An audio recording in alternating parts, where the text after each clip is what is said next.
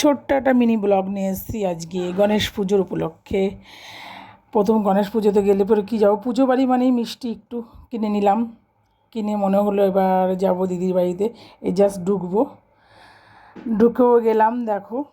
আর দিদির বাড়িটা পুরো আমি দেখাতে পারছি না, দরজাটা লাগানো রয়েছে, দিদি খুলেও ফেলবে।